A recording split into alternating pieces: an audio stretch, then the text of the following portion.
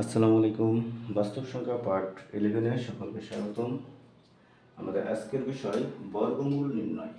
আচ্ছা, বর্গমূল বলতে কি বোঝে? আমরা এর আগে বর্গ নির্ণয় করে শিখেছি। বর্গ বলতে বোঝায় একই সংখ্যা যদি আবার ওই একই সংখ্যার সাথে গুণ করা হয়, তারপর যে মানটা পাওয়া যায় সেটা হচ্ছে বর্গ সংখ্যা হয়ে থাকে। আর বর্গমূল বলতে যদি কোনো সংখ্যাকে একটা নির্দিষ্ট সংখ্যা দ্বারা ভাগ করলে ওই নির্দিষ্ট সংখ্যাটাই ভাগফল হয়, তাহলে ওই ভাগফলকে বর্গমূল বলা হয়। যেমন আমি যদি 25কে ভাগ করি, 25কে 5 দ্বারা ভাগ করি, তাহলে 5 দ্বারা ভাগ করলে 5 5 25, তাহলে ভাগফল হচ্ছে 25, ভাগ করছিলাম 5 দিয়ে, 5 5, এই যে একই সংখ্যা উত্তর আসছে, তাহলে এই 5 হচ্ছে বর্গমূল। ঠিক একইভাবে যদি আমি 49কে 7 দ্বারা ভাগ করি, তাহলে 7 আসছে এটা। এভাবে ছোট ছোট যেগুলো আছে সেগুলো আমরা সহজে মনে রাখতে পারি বা মুখস্থ করে রাখি। কিন্তু যদি আমাদের এরকম একটা বড় সংখ্যা আসে, যেরকম এখানে লেখা আছে 1,80,625, এটার বর্গমূল কত হবে? তো এই সংখ্যাটার বর্গমূল নির্ণয় করার জন্য আমাদেরকে আমি মনে করি শর্টকাট টেকনিকের বাইরে আপনাকে বেসিক জিনিসটা শিখে নেওয়াই ভালো। প্রথমত আপনাকে সংখ্যাটা পরিপূর্ণভাবে লিখতে হবে। আমরা বেসিকটা আলোচনা করবো ইনশাআল্লাহ। সংখ্যাটা লেখার পরে আপনি ডান পাশ থেকে দুইটা দুইটা সংখ্যা করে ভাগ করে নেবেন। যদি কখনো দেখেন যে ডান পাশ থেকে দুইটা দুইটা করে ভাগ করে নেওয়ার পরে সবার লাস্টে বা বাম পাশে একটা সংখ্যা থাকছে, তো একটা থাকবে, ওই একটা নিয়ে ঝামেলা করার কিছু নেই। আর যদি কারোর এমন মনে হয় যে না একটা থাকবে তো হচ্ছে না, তো তার আগে এটা শূন্য বসায় নেবেন, এটা কোনো সমস্যা নেই। যেমন এটা যদি এরকম থাকতো যে 80,625, তো আমার এখানে লাস্টে একটা থাকতো, তো আমি এখানে এটা শূন্য বসায় নিতাম। তো যেহেতু এটা নাই, এখানে 1 আছে, আমরা 1 দিয়ে হিসাব করব যে ডান পাশ থেকে একটা একটা করে এই দুইটা দুইটা করে ভাগ করে দেবো। বর্গমূল করার সময় এভাবে দুইটা দুইটা করে ভাগ করে নিতে হবে। এবার ডান পাশে একটা দাগ দিব। আমাদের কি পূর্ণবর্গ সংখ্যাগুলো মনে আছে? পূর্ণবর্গ সংখ্যা আমি একটু লেখার চেষ্টা করি, 1 থেকে 100 পর্যন্ত লিখব। 1-এর স্কোয়ার 1, 2-এর স্কোয়ার 4, একটু দ্রুত লিখছি, 3-এর স্কোয়ার 9, 4-এর স্কোয়ার 16, 5-এর স্কোয়ার 25, 6-এর স্কোয়ার 36, 7-এর স্কোয়ার 49, 8-এর স্কোয়ার 64, 9-এর স্কোয়ার 81, 10-এর স্কোয়ার 100। আপাতত মনে হচ্ছে এগুলো নিয়েই কাজ করতে আমি পারবো। তো আমার প্রথমে দেখতে হবে যে সংখ্যাটা আছে, সর্ববামে যে সংখ্যাটা আছে, ভাগ করতে গেলে আমরা বাম পাশ থেকে ভাগ করি, বর্গমূল নির্ণয় করতে গেলেও বাম পাশ থেকে সংখ্যাটা ধরতে হবে। তো বাম পাশে যে সংখ্যাটা আছে সেই সংখ্যাটার সমান অথবা ছোট পূর্ণবর্গ সংখ্যা কত আছে? এখানে আছে 18, তো আমরা হিসাব করে দেখছি 16 আছে তার কাছাকাছি, 25 নিলে বেশি হয়ে যাচ্ছে। তো যেহেতু 16 আছে, আমরা 16কে নিব। 16 কত এর বর্গ? 4-এর বর্গ। তাহলে যেটার বর্গ সেটা লিখবো এখানে, আর যেটা বর্গ সংখ্যা সেটা লিখবো এখানে। এখন ভাগের নিয়ম অনুযায়ী আমরা এটাকে বিয়োগ করে দেব।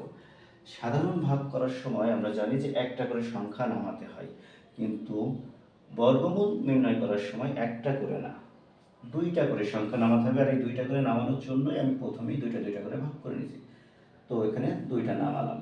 এবার এখানে যেটা ছিল সেটা ডাবল করে আমি বাম পাশেটা দাগ দিব, দিয়ে এখানে যেটা ছিল 4 আছে, 4-এর ডাবল 8, এখানে 8 লিখব।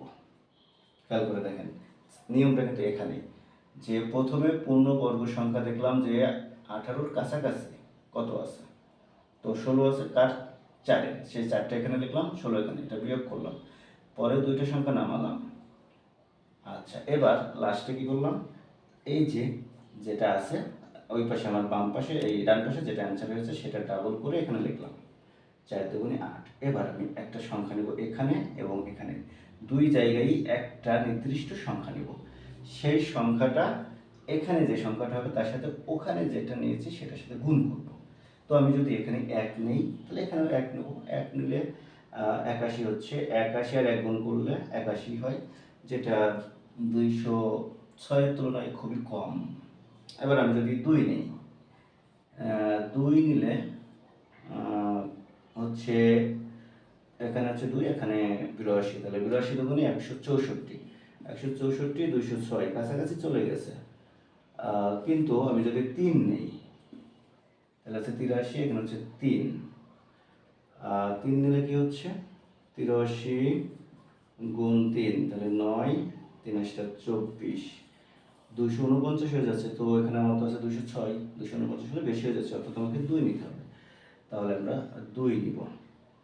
এখানেও 2 নেই, এখানেও 2 নেই, 2 নিলে হচ্ছে 164। এবার আবার একইভাবে আমরা বিয়োগ করব। 2, 4, 42। এখন আমাদের আরও একটা সংখ্যা আছে, দুইটা সংখ্যা আছে, ওই দুইটা সংখ্যা এবার নামিয়ে নেব। নামিয়ে নেওয়ার পরে এবার আমরা করব কি, এখানে যেটা হয়েছে সেটা ডাবল করে আবার এখানে লিখবো। একই রকম আগে যেরকম 4-এর ডাবল করে এখানে লিখছিলাম, এবার এখানে যেটা হয়েছে সেটা ডাবল করে এখানে লিখবো। 42-এর ডাবল করলে 84। এবার এখানে যে সংখ্যা নেব সেটা আবার এখানেও নেব, একই নিয়মে।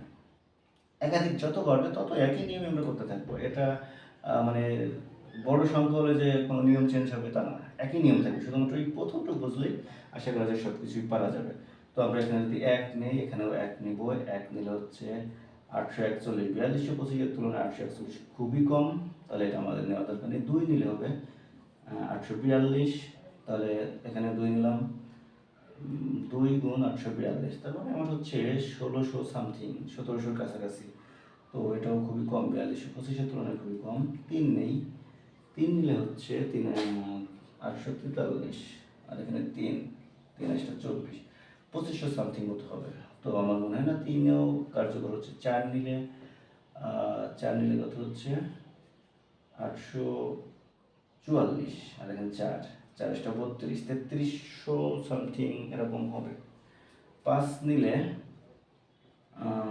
মনে হচ্ছে কাছাকাছি চলে যাবে। আচ্ছা 5 নিয়েই দেখি আমরা কি হয়। 6 নিলে বেশি হয়ে যাবে। 5 নিলে হচ্ছে 5 × 5 = 25, 5, 5, 4 × 5 = 20, 20 আর 2 = 22, 5 × 8 = 40, আর 2 = 42। হ্যাঁ, মিলে গেছে। তাহলে এখানে থাকছে না। এবার এখানে যেটা পেলাম সেটাই আমাদের অ্যান্সার, অর্থাৎ বর্গমূল। এভাবে আমরা যত বড় অঙ্কই দিক না কেন আমরা বর্গমূল নির্ণয় করতে পারবো। যদি কখনো দশমিকের বর্গমূল দিয়ে থাকে তো সেক্ষেত্রে দশমিকটা তুলে দিয়ে বর্গমূল করতে হবে, এবং দশমিকটা যেখানে আছে সেই বরাবর একটা দশমিক বসায় দিতে হবে। যদি আমার এমন থাকতো যে এখানে একটা দশমিক আছে 18 দশমিক, তো আমি প্রথমটার পরেই যে প্রথমটা হিসাব করার পরে একটা দশমিক দিয়ে দিলে হয়ে যেত। তো দশমিকেরটা আপনারা এভাবে করে নেবেন, আশা করি এভাবে করতে পারবেন। আর যদি আপনাদের আরও কোনো প্রশ্ন থাকে তো অবশ্যই আমাকে জানাবেন। ধন্যবাদ সকলকে এত সময় সাথে থাকার জন্য।